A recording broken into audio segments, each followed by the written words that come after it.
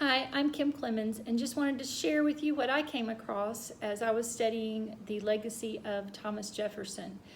Of course, he's remembered for the Declaration of Independence and other things like the Virginia Statute for Religious Freedom.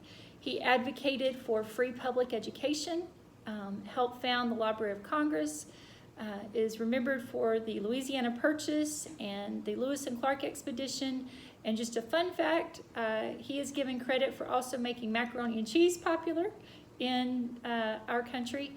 But probably when Thomas Jefferson is discussed, it's the issue of slavery that always tends to come up, and the role that he played in abolition or the putting off of abolition in our country. And the Declaration of Independence, he wrote that all men are created equal. And in the original draft of the Declaration, he wrote some very fiery words denouncing the slave trade. His words said that the slave trade was an execrable commerce, this assemblage of horrors, a cruel war against human nature itself, violating its most sacred rights of life and liberties. And one historian, John Chester Miller, wrote that the inclusion of Jefferson's strictures on slavery and the slave trade would have committed the United States to the abolition of slavery at that very time. Of course, we know that those words were deleted, but just the words, all men are created equal, did make an impact at that point in time, as Massachusetts freed their slaves according to their state constitution, even though that wasn't the case across the country. David Bryan Davis, another historian, wrote in the Smithsonian Magazine that Jefferson was one of the first statesmen in any part of the world to advocate concrete measures for restricting and eradicating Negro slavery. And he goes on to say that one of the remarkable things about Jefferson is that in the 1790s, it was like Jefferson just went quiet. There were no more words against slavery. This push for emancipation just ceased. And some people believe that that is simply because of his trying to run Monticello and the fact that slaves were needed for such a big plantation and as a form of making money. Slaves were an investment and a way to increase revenue, not only owning the slaves, but of course the making of the different products that happened there at Monticello. And it seems like that through the years that he began to kind of rationalize slavery as part of the American process and the enterprise that took place.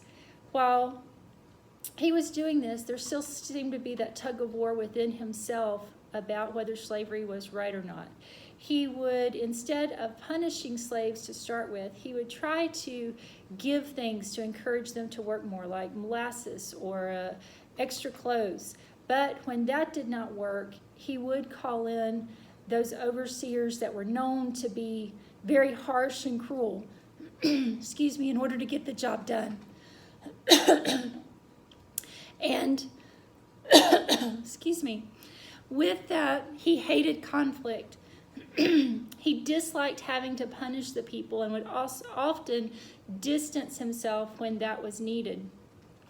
And some of his words during that time said that those overseers were the most abject, degraded, and unprincipled race, men of pride, insolence, and a spirit of domination.